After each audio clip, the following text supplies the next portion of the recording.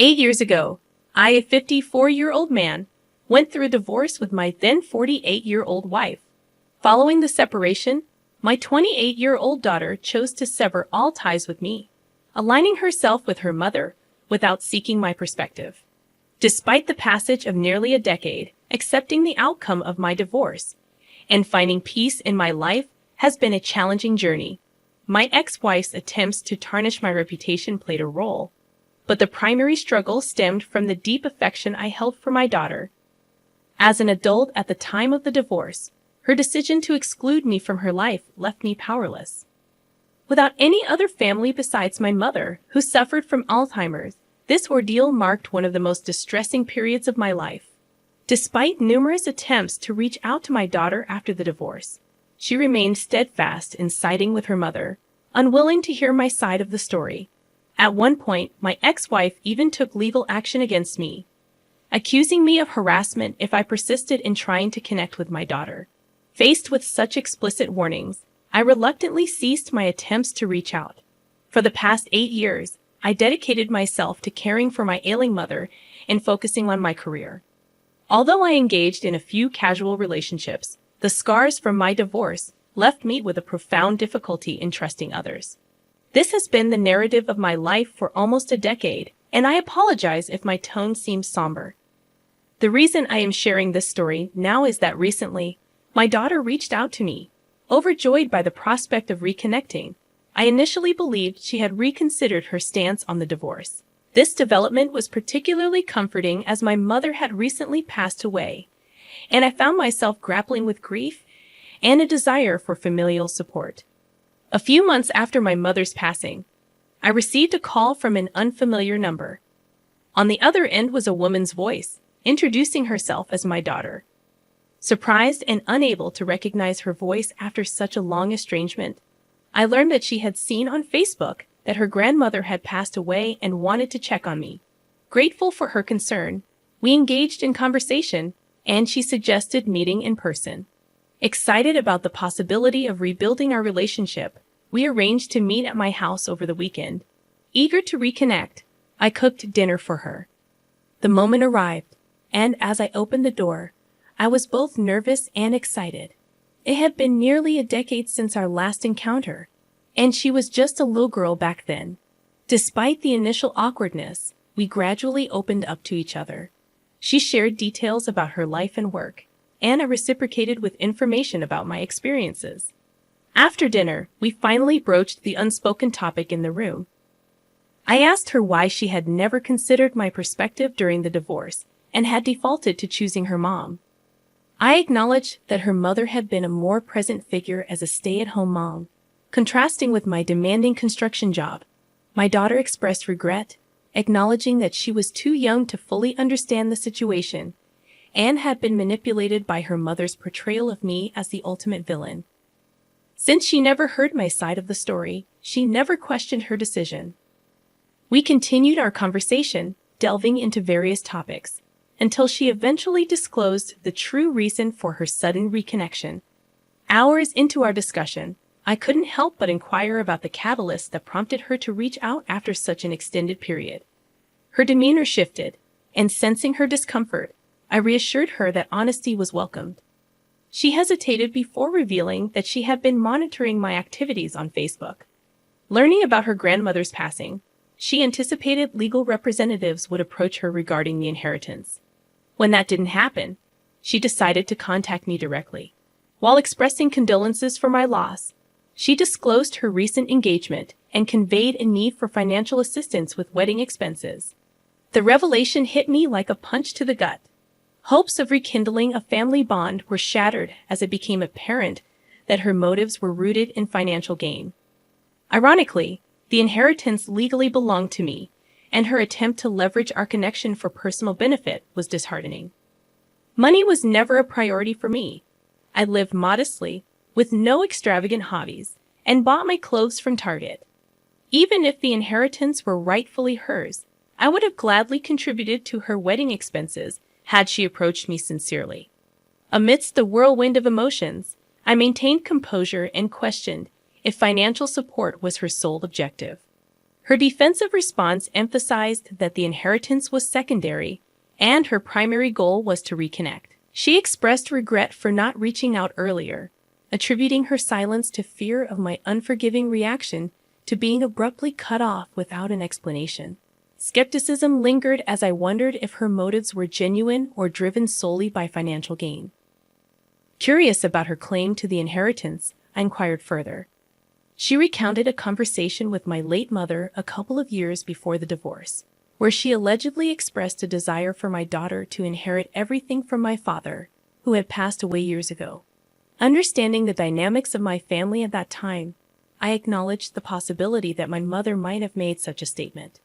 However, the crushing realization that her apparent interest in reconnection was centered on financial gain left me devastated. Choosing to test her intentions, I asked about the amount she expected from the inheritance. Her accurate estimate hinted at meticulous planning. Seizing the moment, I disclosed that her grandmother had left everything to me years ago, intending to use the money to start a business. Her reaction to this revelation would be the litmus test for the authenticity of her intentions. Regrettably, I couldn't fulfill her request for financial assistance, but I offered to contribute a substantial amount from my own funds toward her wedding expenses. The disappointment etched on her face confirmed my apprehensions. While expressing gratitude, she insisted that, as the sole grandchild, she deserved a portion of the inheritance, asserting that it was rightfully her grandmother's money. I conveyed my sincere desire to help, explaining that my decision was final. Her reaction was visceral. Her face turned red, and anger simmered visibly. She implored me to reconsider, but I stood firm, emphasizing the importance of doing what felt right to me. It was then that she unveiled her true feelings, delivering a hurtful remark affirming her belief that I was the selfish person her mother claimed I was. Her declaration stung, though I had anticipated such sentiments. Cutting her off before she could continue, I expressed disappointment in her manipulative approach and called out her attempt to exploit my grief for her own gain. I laughed off her accusation, pointing out the irony that had she not blocked me years ago, she would have received my messages about her grandmother's situation. Encouraged by her confusion, I asked her to unblock me, allowing me to resend the texts. As she read through the messages, which included pleas for understanding and notifications about her grandmother's Alzheimer's diagnosis, a genuine sense of shame crossed her face. She apologized, acknowledging her lack of awareness during the divorce and expressing a desire to rebuild our relationship. Despite her remorse, she argued that her grandmother would want her to inherit, and it was unfair for me to withhold it. I countered, asserting that if our relationship hinged on monetary considerations, perhaps it was best not to have one at all. Although she professed a genuine desire for reconciliation, I couldn't bring myself to believe it at that moment. I informed her that while I would entertain the idea of rebuilding our relationship, the inheritance was off the table. In response, she looked at me with pure resentment and left my house without any attempt on my part to intervene. In the aftermath, I sought the perspectives of my friends. Most agreed that I made the right decision, but a close friend expressed a different viewpoint, suggesting that since money held little significance to me, I should have prioritized mending the relationship. I've been wrestling with the idea of letting my daughter have a portion of my inheritance just to have some semblance of family in my life. It's not a decision I'm comfortable with, but ever since someone suggested it, the thought has been lingering in my mind. Should I consider giving my daughter a share of my inheritance? Update 1. Hi everyone, the response to this post has been more overwhelming than I anticipated. Thank you all for your advice and insights. It's given me the perspective I needed. To address the most common question about what happened during the divorce, I haven't talked about it for years, but I suppose it's time. My wife and I were married for 23 years. You'd think that after such a long time, there wouldn't be betrayal, but unfortunately, that wasn't the case. Without delving into the painful details, I discovered she was cheating on me with multiple men for years. The revelation devastated me, leading to heavy drinking and a period of destructive behavior. Our confrontations during the separation were tumultuous, and her influence, especially as a local celebrity due to her journalism career, played a significant role in alienating my daughter. After nearly a year of living in this chaotic state, we faced each other and got divorced. My ex-wife's attempts to tarnish my reputation were almost successful, and it took considerable time for me to overcome the drinking and rebuild my life. As I've mentioned, my daughter's complete abandonment compounded the difficulty. Admittedly, I was not a present parent during this tumultuous period. The revelation of my ex-wife's affairs threw me off balance, and I distanced myself from my daughter. Despite attempts at reconciliation after getting my life back on track, she refused to listen, blocking me everywhere. Regarding my mother's inheritance, technically belonging to my father, it stemmed from my grandparents' property investments. When my father passed away at 21, everything went to my mother, and she retained ownership during my marriage and for some years post-divorce.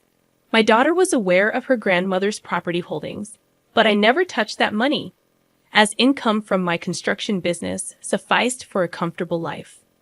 As for my daughter, she hasn't reached out since that night, and honestly, I don't expect her to. It seems apparent that her involvement was centered around the inheritance, and now that it's off the table, our relationship might not continue.